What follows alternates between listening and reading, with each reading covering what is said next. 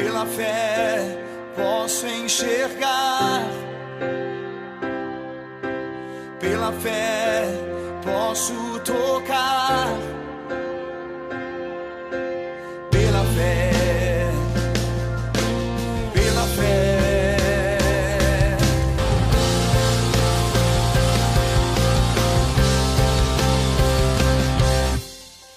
A paz do Senhor Jesus, muito bom dia, que a sua esperança para o dia de hoje seja Cristo Jesus. Você já tomou algumas decisões para começar o dia? Certamente que sim. Você já tem projetos no seu coração, mas certamente você terá muitas decisões ainda no dia de hoje. Como você toma suas decisões? Sabe qual a decisão mais importante que você pode tomar na sua vida? Esta que Josué toma. Em Josué, capítulo 24, versículo 15, ele deixa a seguinte mensagem: porém, se vos parece mal servir ao Senhor, escolhei hoje a quem sirvais, se aos deuses a quem serviram vossos pais que estavam da além do Eufrates, ou aos deuses dos amorreus em cuja terra habitais. Eu e a minha casa serviremos ao Senhor. Josué é um homem que agradava a Deus com a sua postura, um homem que tinha uma decisão correta. A decisão dele, acima de tudo, era servir ao Senhor. Ele se considerava escravo do Senhor, ele estava para fazer a vontade do Senhor e não a sua própria. E ele toma uma decisão: pai, você que tem deixado as rédeas do seu lar, olha a decisão desse homem: eu e a minha casa.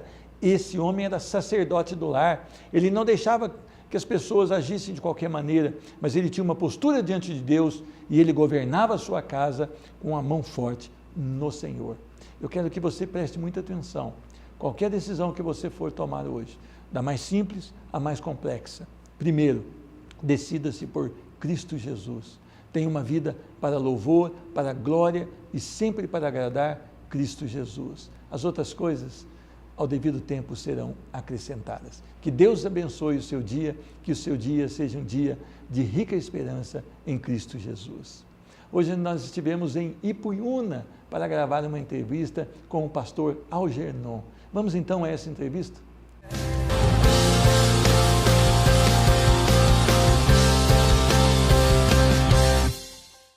É um grande privilégio estar aqui na cidade de Ipuiuna. Eu encontro aqui o meu querido e amigo pastor Algernon. A paz do Senhor, seja muito bem-vindo. A paz, meu amado, é um prazer muito grande, é uma alegria poder compartilhar das coisas do reino. Amém. Pastor, ainda criança, você já estava num lar estruturado biblicamente? Como é que foi essa infância do pastor Algernon? Olha, na minha infância, a minha mãe, quando ela conheceu ao Senhor Jesus, eu tinha 6 anos. O meu lar, a minha família é uma família muito misturada. Nós temos pessoas que são cristãs católicas, temos pessoas cristãs espíritas e temos agora cristãos presbiterianos, independente da placa de salvação. Antes nós não conhecíamos a Jesus. Meu pai era espírita, a minha mãe era católica, mas não conhecia a salvação do Senhor Jesus. A minha mãe veio conhecer a salvação em 1964, quando eu tinha 6 anos de idade. E como é que foi esse encontro da sua mãe com o Senhor Jesus? Foi uma coisa muito interessante, porque um evangelista da igreja passou e deu para o meu irmão menor, meu irmão caçula, que tinha 4 anos, deu um folhetinho para ele e falou assim: entrega para a mamãe. E meu irmão pequenininho foi correndo, entregou para minha mãe e falou assim: mamãe, aqui ó, o moço deu um folheto das casas pelambucanas. Aí a mamãe pegou o folheto e falou: não, meu filho, esse folheto não era casa pelambucana não, isso aqui é os protestantes, antigamente se chamava protestante, né? Isso aqui é os protestantes que está inaugurando uma igreja do lado aqui de casa, e nós vamos nessa inauguração. E minha mãe foi tocada pelo Espírito Santo de Deus, se converteu e levou eu, o meu irmão e a minha irmã para a igreja. Apesar do senhor ser muito pequeno até essa data, o que mudou na vida da sua mãe que o senhor lembra? Porque a conversão, ela traz uma transformação, né? Com certeza. O que o senhor lembra na vida da sua mãe que você fala assim: nossa, mudou demais? Olha, a primeira coisa que mudou foi que meu pai falou assim: olha, os protestantes não podem fumar e não pode ter santo em casa, porque minha mãe era muito católica e tinha muito santo dentro de casa. Então a primeira coisa que minha mãe fez foi, a partir de hoje eu não fumo mais, não encosto mais o cigarro na boca, e esses santos nós podemos desfazer de todos eles. Isso eu me lembro bem. Irmão, agora ela começou a frequentar um templo, ia a uma escola bíblica, ia a um estudo de oração, um estudo bíblico, uns cultos. Como é que foi aí que o senhor se lembra da sua vida? Olha, minha mãe sempre foi uma pessoa muito comprometida com as coisas de Deus, desde que ela converteu. E ela sempre ia nas quintas-feiras, ia nas quartas-feiras e nas sextas-feiras, culto de oração, estudo bíblico, domingo, escola bíblica dominical, culto à noite e um comprometimento com a palavra. E antigamente, o cristão, o crente protestante, aquele que era protestante, ele era diferente de hoje. A palavra era sim, sim e o não, não. Então eu notei que a minha mãe criou a gente com esse conceito de não mentir, não enganar ninguém, não passar ninguém para trás. E quando falasse assim, ela comprava, a gente era muito pobre, muito caro, então minha mãe comprava muito fiado. E a partir do momento que minha mãe se tornou uma protestante, as pessoas falavam assim, não, a Dona Maria agora ela é protestante, pode vender para ela sem problema. Então quer dizer que o conceito de ser um cristão antes era muito diferente. Hoje talvez tenha invertido isso. Hoje é um crente, fecha o crédito, não abre o crédito porque está com algum problema. A grande verdade é que, infelizmente, as nossas igrejas estão cheias, mas não fazemos diferença. Nós precisamos de igreja não cheias de gente, mas cheias de Deus, cheias de Jesus, cheias do Espírito Santo de Deus. Infelizmente, as igrejas hoje estão cheias de pessoas. Agora a gente pode concluir então que estão cheias de pessoas que não tiveram um encontro com Cristo Jesus. Porque na verdade, se ela teve um encontro verdadeiro com Cristo Jesus, ela vai honrar seus compromissos, ela vai fazer a diferença. Com certeza. Eu imagino da seguinte forma, o nosso país, hoje, ele não tem ainda a totalidade de crentes evangélicos, cristãos evangélicos, porque o católico também é cristão. Mas eu gosto de falar cristão evangélico, cristão transformado pelo poder do Espírito Santo de Deus. Nosso país hoje quase é a metade é cristão. Qual é a diferença que nós estamos fazendo? Hoje de cristão evangélico, segundo as pesquisas, diz que beira 30%. Mas não é uma verdade. Pode ser pessoas que frequentam e que se autodenominam cristãos evangélicos, porque não há diferença nenhuma. Não, isso que eu falo, porque se houver diferença, aí está fazendo diferença, mas não está tendo diferença. Nós não estamos fazendo diferença onde nós estamos. Nós estamos na mesmice. As igrejas estão cheias, as pessoas elas querem o milagre de Deus. Nós temos que ter o Deus do milagre. É Deus que muda a vida da pessoa, não o milagre. Falando um pouquinho de milagres. As pessoas hoje, elas anunciam nas suas igrejas. Aqui há milagres todos os dias, o paralítico anda. Eu não sei se é verdade, não quero entrar nesse mérito se é ou não verdade. Mas esses milagres, por mais lindos que eles sejam, uma cura de um câncer, uma pessoa se libertando de uma droga, ele é muito bom mesmo. Mas se não for liberto da condenação eterna, nada disso vai ter proveito. O milagre físico, da cura, da restauração da vida, é muito legal, é importante, existe e tem que ter. Mas eu vejo o seguinte, o mais importante é o milagre da salvação. É nós compreendermos a cruz de Cristo. Domingo, agora eu estava falando na igreja, o seguinte, foi o domingo da ressurreição, que a gente então deu uma palavra sobre a ressurreição de Cristo. Então eu falei na igreja o seguinte, se nós tirarmos da Bíblia a cruz de Cristo, que é a sua morte pelos nossos pecados, e tirarmos a ressurreição de Cristo, que é a nossa justificação, se nós tirarmos isso da Bíblia, o que sobra? Estamos condenados. Estamos condenados. Porque os milagres aconteceram, mas os milagres não vai mudar a minha vida. O que transforma a minha vida é o Cristo crucificado. É o Cristo morto na cruz, sepultado, ressurreto, que me salvou. Então, quando Paulo declara em 1 Coríntios 15:19, se a nossa esperança em Cristo for apenas nesta vida, nós somos os mais infelizes de todos os homens. Quer dizer isso? Ele quer dizer exatamente isso, e eu acho que a maioria das igrejas ditas evangélicas estão esperando Cristo somente nessa vida, porque pregam apenas o reino da terra. Não prega o reino dos céus. O reino dos céus requer cruz, requer mudança de vida, requer sofrimento por amor à causa do Senhor Jesus. E hoje as pessoas elas não querem a cruz. A palavra do Senhor, quando ele diz, aquele que quer ser meu discípulo, é para negar a si mesmo, tomar a sua cruz e seguir. E isso quer dizer renúncia do eu, quer dizer renúncia dos meus sonhos, quer dizer justamente isso que o senhor disse, sofrimento pela causa de Cristo. Por que as pessoas não entendem isso? Hoje nós vivemos num mundo onde as pessoas querem ser felizes. Hoje nós vivemos num mundo onde as pessoas, elas querem se dar bem. Então, em busca de uma felicidade, a minha felicidade eu quero ela a todo custo, mesmo que custe a sua infelicidade.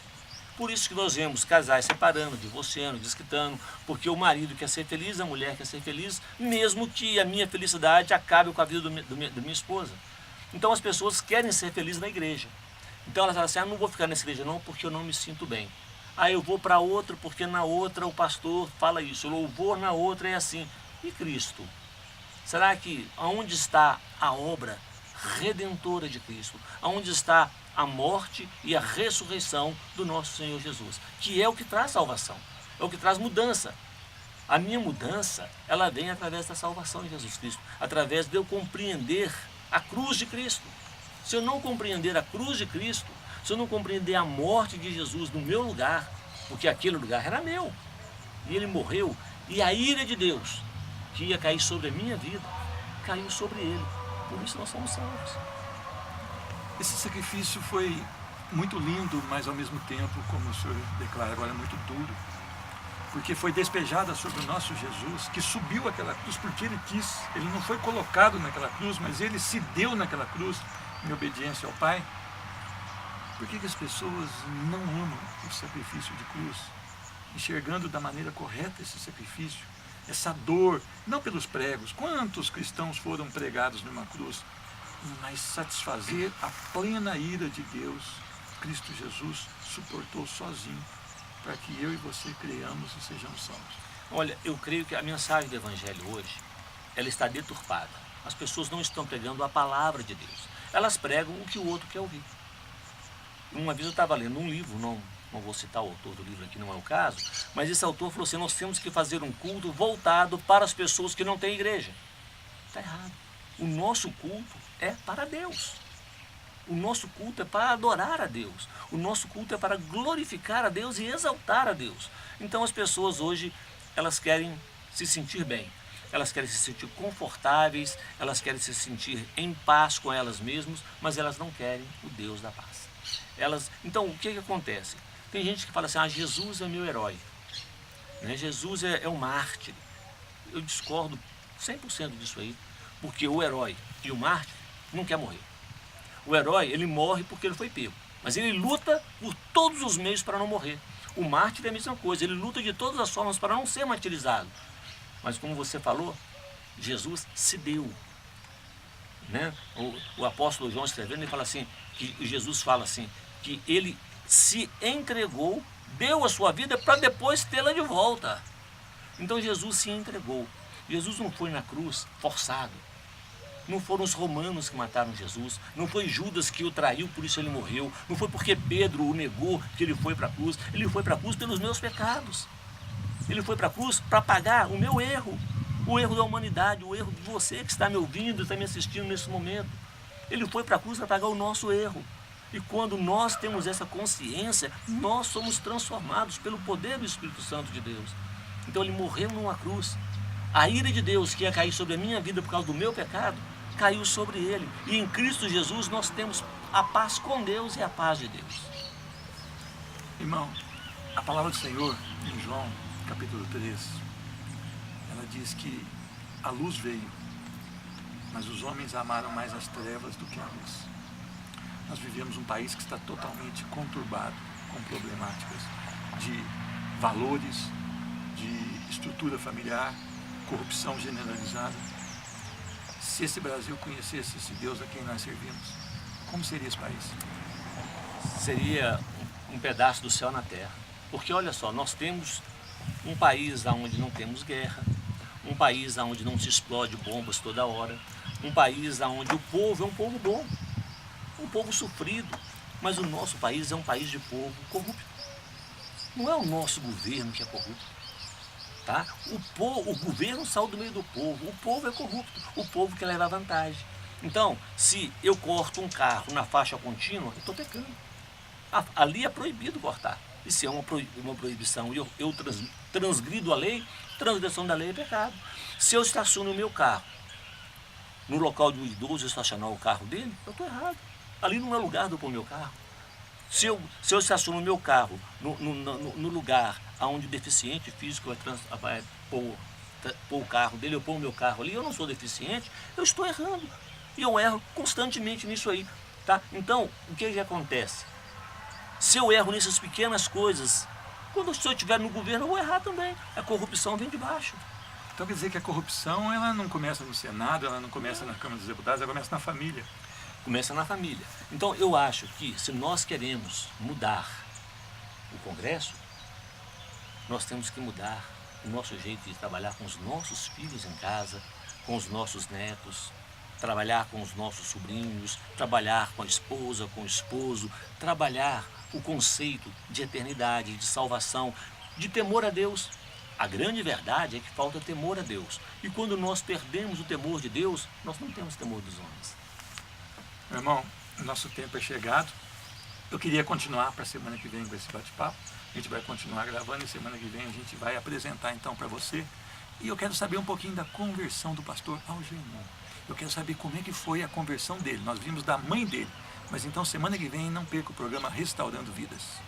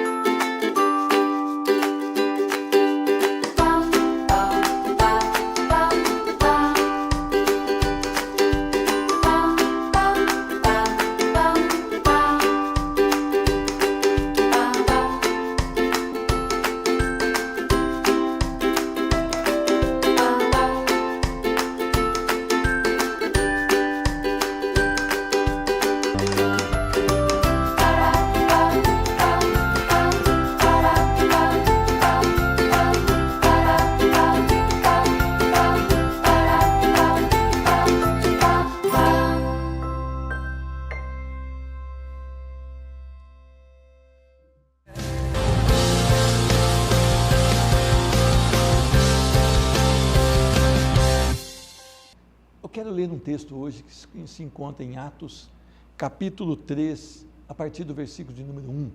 Diz a palavra do Senhor: Pedro e João subiam ao templo para a oração da hora nona.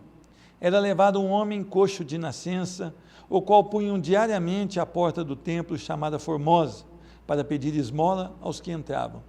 Vendo ele a Pedro e João, que iam entrar no templo, implorava que lhe desse uma esmola. Pedro, fitando juntamente com João, disse: olha para nós. Ele os olhava atentamente, esperando receber alguma coisa. Pedro, porém, disse: não possuo nem prata nem ouro, mas o que eu tenho, isto te dou. Em nome de Jesus Cristo, o Nazareno, anda. E tomando-o pela mão direita, o levantou imediatamente aos seus pés. Os seus pés e os seus tornozelos se firmaram. De um salto se pôs em pé, passou a andar e entrou com eles no templo, saltando e louvando a Deus. Viu todo o povo andar e louvar a Deus, e reconheceram ser ele o mesmo que esmolava, assentado à porta formosa do templo, e se encheram de admiração e assombro por isso que lhe acontecera. Amém? Vamos orar. Senhor Deus, grande é a Tua palavra e o mistério da Tua palavra, Senhor Deus. Grande é a salvação que há na Tua palavra. Tu és o Deus que pode transformar vidas através da Tua palavra. Senhor Deus, fala hoje nesse coração, Senhor Deus, para que ele seja tomado pela plenitude do Teu Espírito Santo, para que haja convencimento, Senhor Deus, e para que ele possa declarar que Jesus Cristo é o Senhor. Nós esperamos no Senhor. Tu és o único, Senhor Deus, que pode transportar um homem das trevas para a luz. Faz um milagre aqui durante a explicação da Tua palavra, em nome de Jesus Cristo. Amém. As pessoas às vezes acham que estão bem na vida. Elas adquirem bens, elas adquirem riqueza, elas estão muito tranquilas porque têm uma conta bancária avantajada, mas não passam de esmoladores. Porque quando nós paramos de pensar nesse reino dessa terra e olhamos para o reino espiritual, para o reino do Senhor, nós vemos que mesmo as pessoas mais ricas aqui nessa terra, sem Jesus, elas não passam de miseráveis que vivem às margens daquilo que Deus pode dar. Este homem aqui, pelo contrário, realmente ele tinha um problema físico que impedia de trabalhar, de conquistar coisas, e ele vivia sempre ali, esperando que alguém viesse para melhorar a sua vida. Ele sempre estava na expectativa de conseguir o sustento diário através daquelas esmolas, e ele estava sempre à porta do templo, para que pudesse então suplicar para que algum coração tivesse compaixão dele e depositasse ali uma esmola. Que vida triste, que vida miserável. As pessoas muitas vezes vivem assim, uma miséria. Por quê? Porque estão só pensando nesta vida.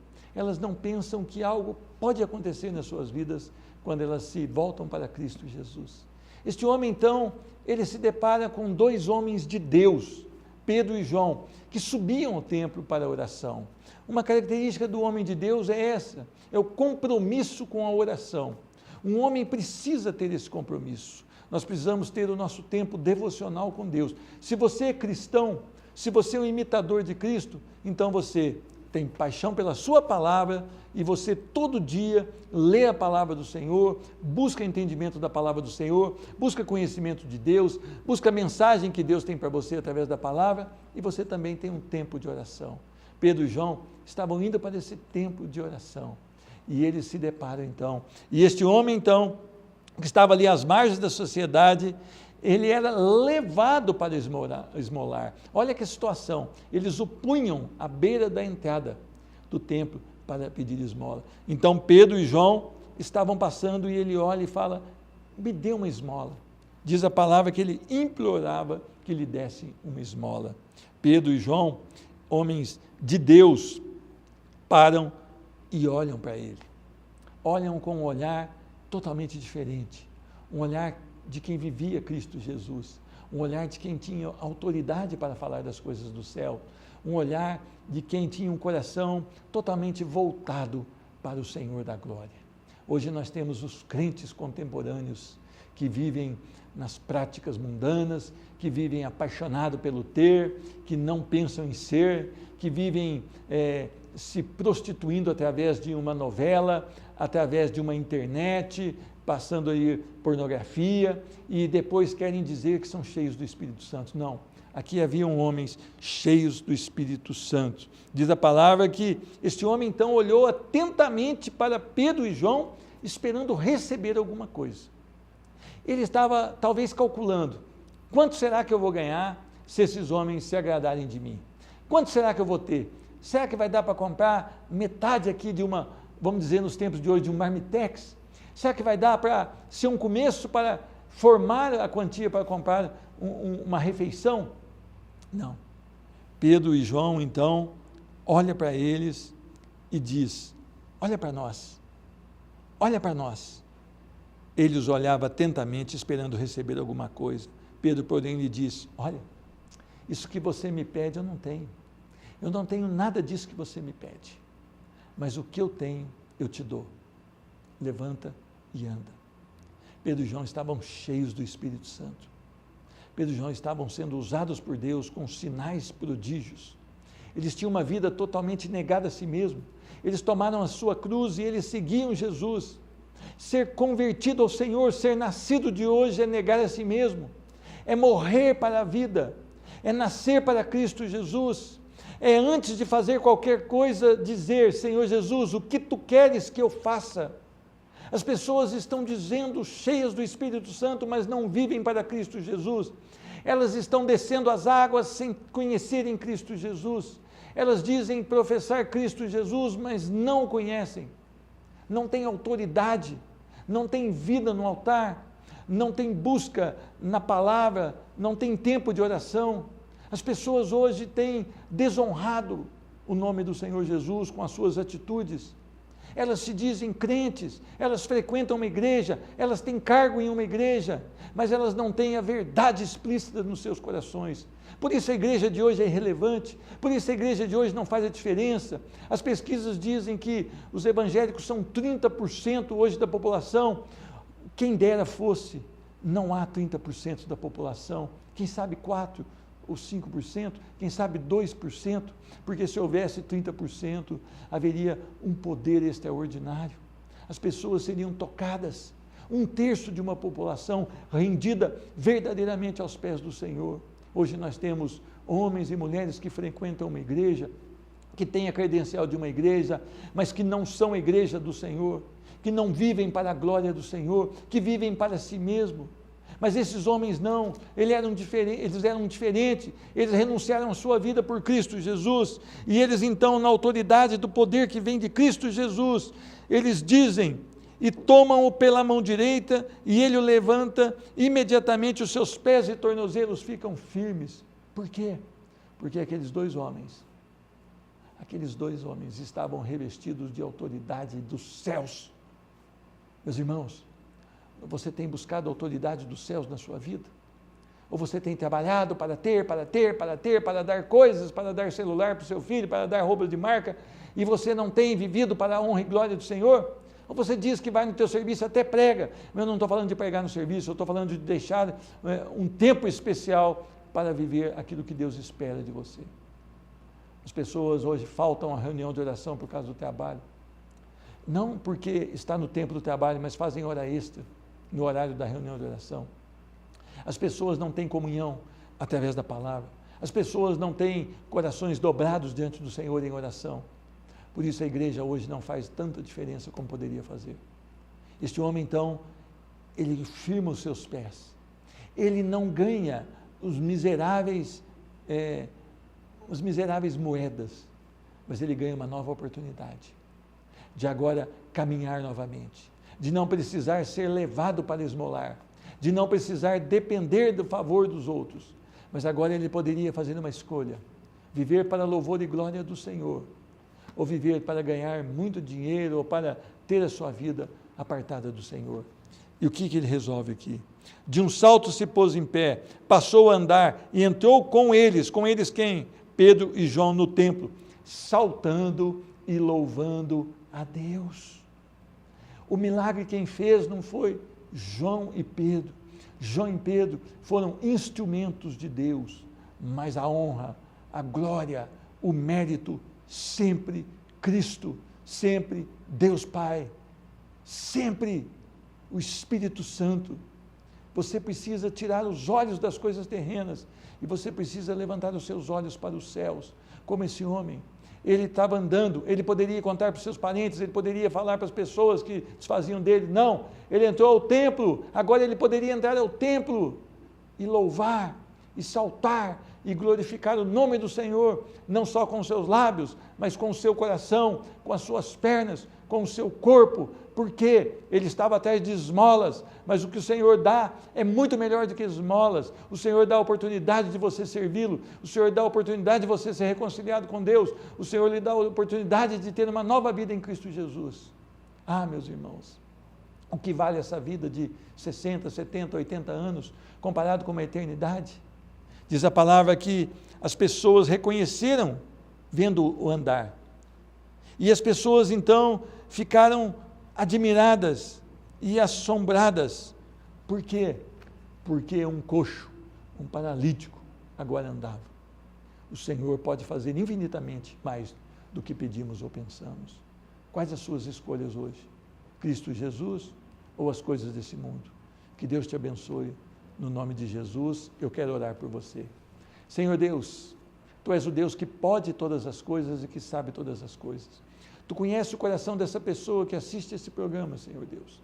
Senhor Deus, Tu sabe lá no íntimo do coração dela, Senhor Deus, o que precisa ser tratado, o que precisa ser mudado, o que precisa ser transformado. No nome do Senhor Jesus, vem sobre essa vida, transforma esse coração para louvor da Tua glória, para que haja rendição ao Senhor, para que haja adoração ao Senhor e para que essa vida seja uma vida para louvor da Sua glória. Eu abençoo essa pessoa, no nome do Senhor Jesus Cristo. Amém. Que Deus te abençoe hoje e sempre. Pela fé posso enxergar, pela fé posso tocar.